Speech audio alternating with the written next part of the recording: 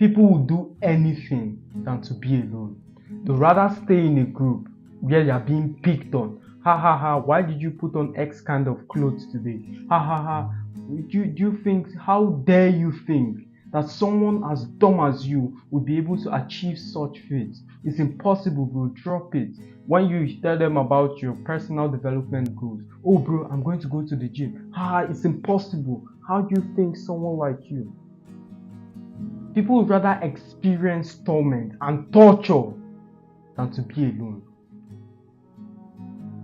Instead of sitting there as a sentient being and going, alright, I'm going to isolate myself and improve upon these areas in which I'm being picked on. Most people can't even laugh at jokes because the moment they laugh, the ridicule will be shifted upon them. So you're just like this follower, this third person in a group of two. It's very heartbreaking.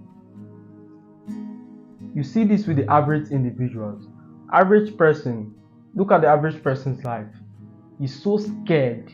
And this is not just limited to peer influence, as you know it. Even your own thoughts, you are so terrified at what will stem up if you sit alone. That's when you go to the shower, you take in your music box, you're about to go to bed at night, you scroll yourself to sleep.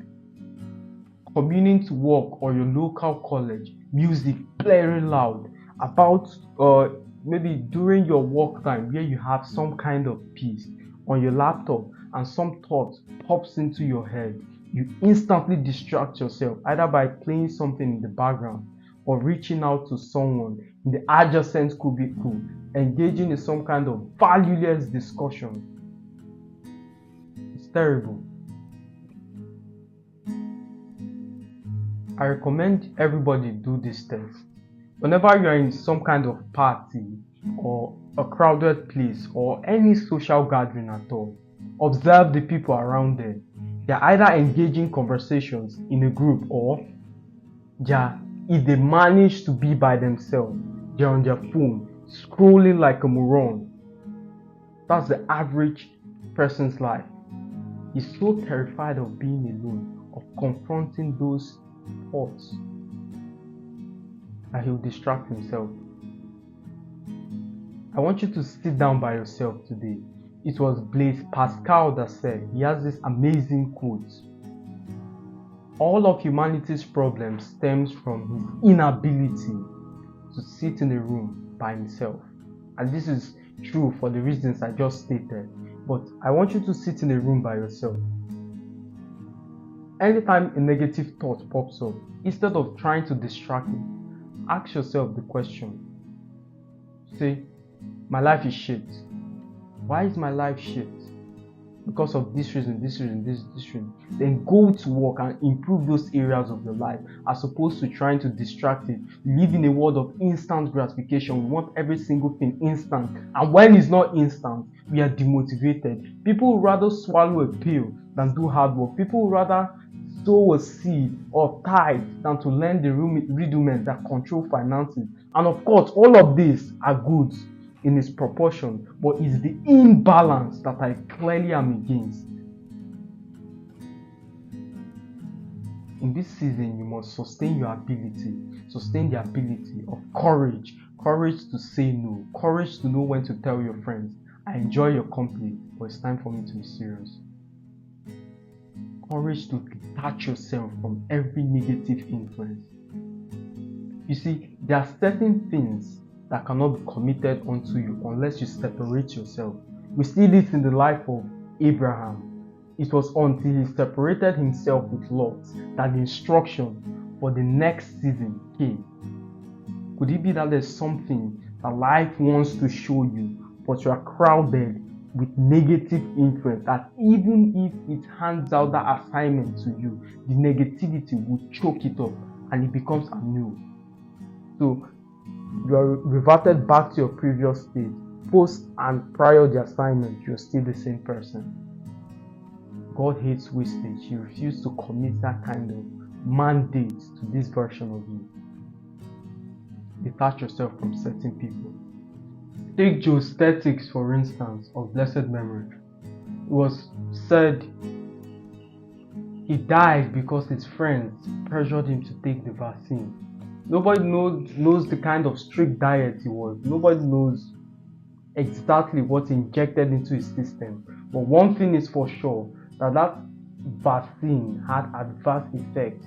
His arteries began to swell and eventually he died. He literally lost his life because of peer pressure. A thought will pop into your head and be like, how am I going to lose my life because of peer pressure?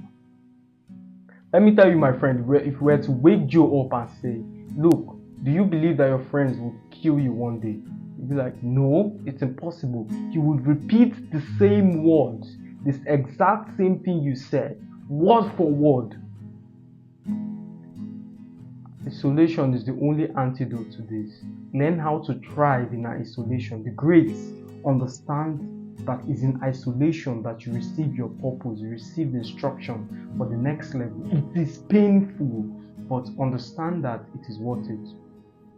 Like a snake about to molt, he finds the tight corner, slips into that branch, and as he pulls with every stretch, it is freezing the old scale for the new scale to come out.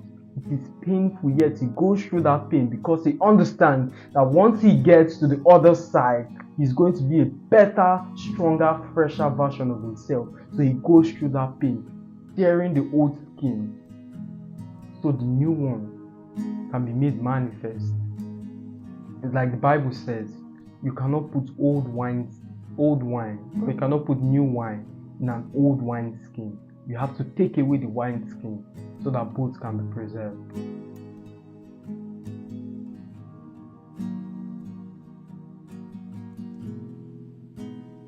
Over the course of your life, you will notice you become visionary, and vision is the legitimacy for you to say no to many things, even good things. Once the devil discerns that he can't destroy you with bad things, he brings good things. One thing is for sure, your destruction. How he does it, whether good or bad, is none of his business. Be very careful. When you start scaling in success, you begin to get these invitations. Oh bro, let's go do this, let's go hang out. It begins to tilt your focus away from the initial purpose. It's in those times you must sustain the courage to say no. And if you don't have the courage to decline certain events, or if you don't have the courage to disassociate yourself from certain kind of group, then you will never have the courage to decline events from even well-meaning people. As always, my friends, it's a pleasure speaking to you. I'll see you in the next one.